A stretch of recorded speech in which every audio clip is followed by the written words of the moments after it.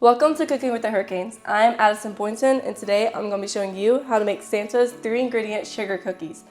First, to a bowl, we're going to add 1 cup of room temperature unsalted butter.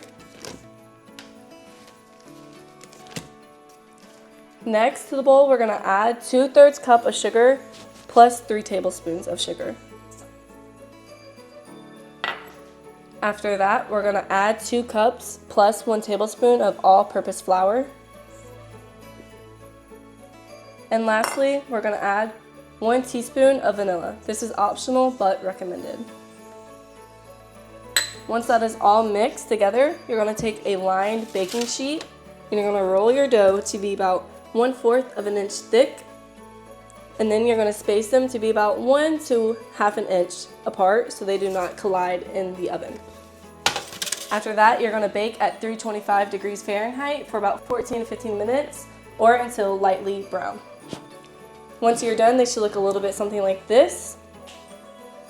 I'm Addison Boynton, and that is how you make Santa's 3-ingredient sugar cookies.